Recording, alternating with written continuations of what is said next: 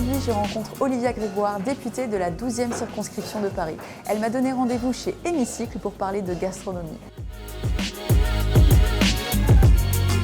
Bonjour et merci de votre précieux temps, Olivia Grégoire. Bonjour. L'accompagnement des entreprises est le trait d'union de vos expériences professionnelles dans le secteur privé et public.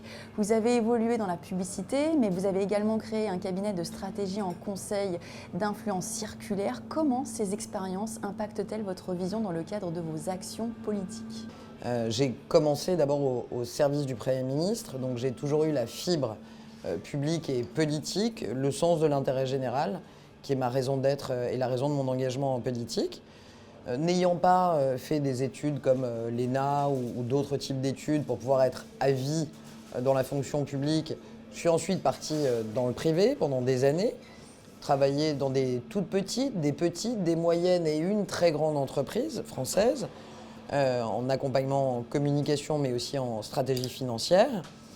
Et j'ai ensuite monté ma propre entreprise, mon cabinet de conseil, spécialisé dans l'accompagnement des dirigeants, notamment de PME innovantes. Fort de cette expérience, j'ai décidé de me présenter en 2017 aux élections. J'ai été élu de la 12e circonscription de Paris. J'ai tout de suite siégé à la commission des finances. J'ai tout de suite eu la chance, l'honneur, grâce à la confiance que Bruno Le Maire m'avait faite, de présider ce qui a été la loi la plus importante du premier quinquennat, la loi Pacte, la loi pour l'accompagnement et la croissance, la transformation des entreprises. Donc là, toujours cet item d'accompagnement. La loi Pacte, c'est une loi très importante, une grande loi, qui a vu par exemple la création du statut des entreprises à mission, qui a vu la naissance de la raison d'être, d'une nouvelle vision du capitalisme, et aussi la création de certains outils du quotidien, comme les PER, les plans d'épargne retraite. Après avoir porté cette loi, qui avait vocation à plus et mieux accompagner les entreprises, j'ai eu l'honneur de monter au gouvernement en 2020 comme secrétaire d'État à l'économie sociale, solidaire et responsable, spécialisé donc dans l'économie sociale et solidaire, mais aussi dans ce qu'on appelle l'économie responsable, et donc tout ce qui relève de la responsabilité sociale et environnementale des entreprises.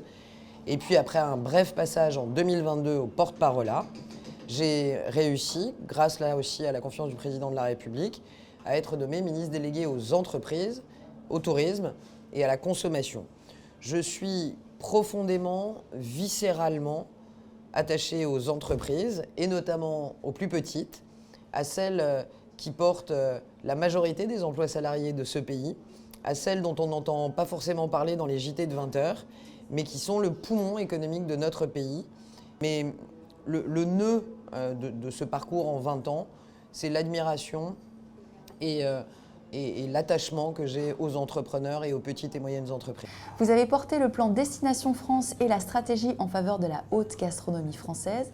Quels projets ont été retenus pour faire rayonner la gastronomie française en France et à l'étranger ? Je n'ai pas été seul dans cette entreprise et je me dois de citer mon partenaire dans cette dynamique qui est l'excellent ambassadeur pour la gastronomie française, Guillaume Gomez, un grand chef.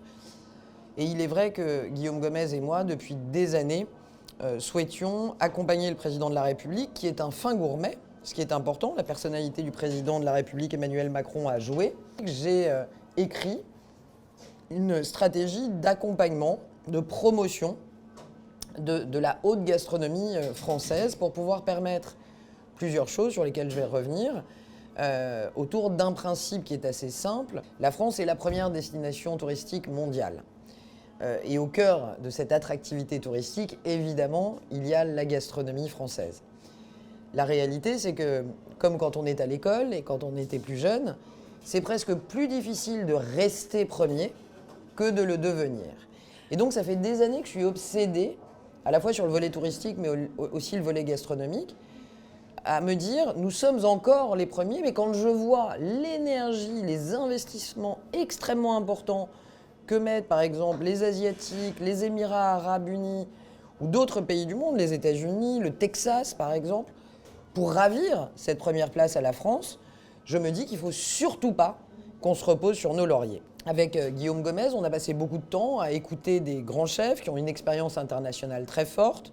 Je veux aussi à cet endroit remercier par exemple Alain Ducasse ou Guy Savoy qui ont contribué fortement à cette stratégie. Et donc l'idée que nous avons proposée, c'est d'abord que les acteurs de la haute gastronomie française se rassemblent pour être plus forts, un peu sur le modèle de ce que font les acteurs de la haute couture. Il existe dans ce pays une fédération française de la haute couture qui rassemble les très grandes marques et les très grandes maisons françaises, de sorte à ce qu'ils soient ensemble sur les grands salons du monde, ensemble pour rester compétitifs, et comme on dit souvent en export, qu'ils puissent chasser en meute.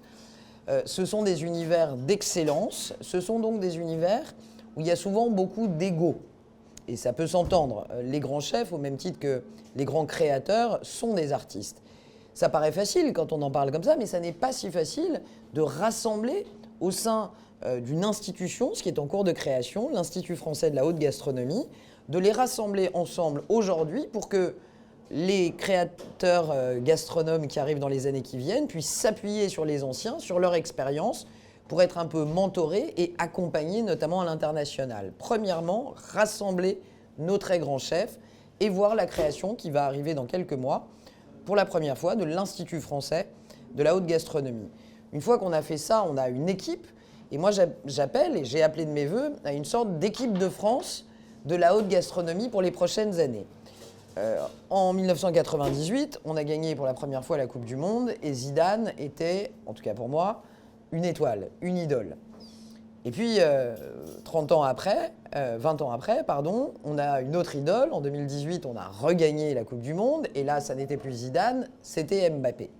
C'est un peu la même dynamique. On a beaucoup de Zidane dans notre gastronomie. Je vous ai cité quelques noms. Je ne vais pas tous les citer, ils se reconnaîtront. C'est génial. Mon inquiétude, c'est comment faire en sorte qu'il y en ait encore des jeunes et des nouveaux et des brillants dans les 20 prochaines années.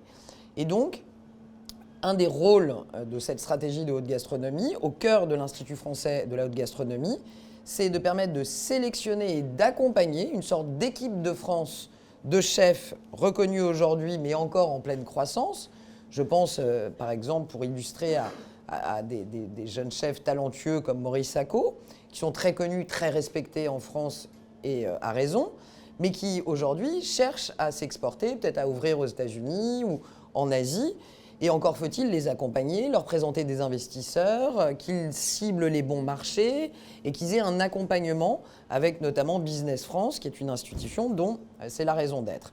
Donc le rôle aussi de cette stratégie de haute gastronomie, c'est d'identifier une sorte d'équipe de France des talents de demain et de les accompagner pour qu'ils puissent ouvrir, investir à l'étranger pour faire rayonner la cuisine française dans de nouveaux établissements.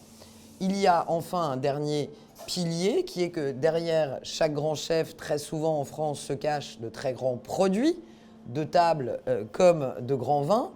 Et donc, quand on connaît, par exemple, et j'ai eu la chance de les rencontrer, les volailles, je vais prendre cet exemple de chez Miral, le monde entier, dans toutes les grandes cuisines du monde, aimerait avoir des poulets de la volaillerie Miral.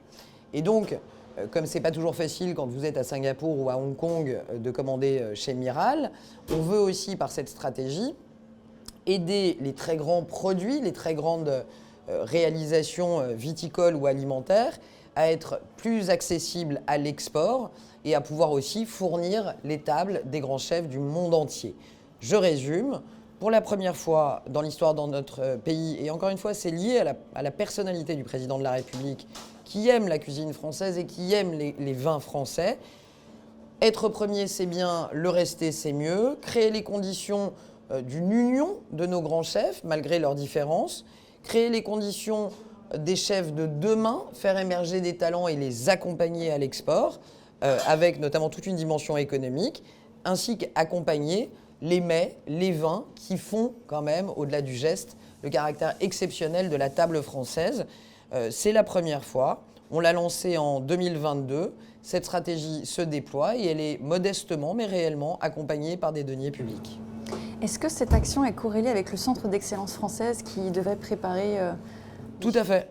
Tout à fait. Lorsque j'ai été nommé, ce centre avait déjà été imaginé et préfiguré. Donc je me suis permis de raccrocher ce centre qui est effectivement en Auvergne-Rhône-Alpes comme un lieu d'entraînement des grands chefs de demain, puisque, comme vous le savez, mais tout le monde ne le sait pas, il y a tous les mois des grandes expositions, mais aussi des grands concours culinaires. J'ai eu la chance d'accéder à un certain nombre d'entre eux, notamment au CIRA, qui est cet événement annuel extrêmement important à Lyon. Et il faut préparer nos équipes, toujours avec ce parallèle que je fais avec d'autres sports comme le foot. Ce sera un peu le Clairefontaine, entre guillemets, de la gastronomie, pour que nos jeunes talentueux puissent s'exercer en pré-compétition, en pâtisserie, en découpe, en œnologie, dans un très bel établissement français. Donc c'est effectivement très convergent avec l'annonce du centre que vous venez de citer. La gastronomie est une compétence relationnelle. Découvrez mes ateliers d'initiation et de perfectionnement au repas professionnel. On n'a pas deux fois l'occasion de faire une première bonne impression.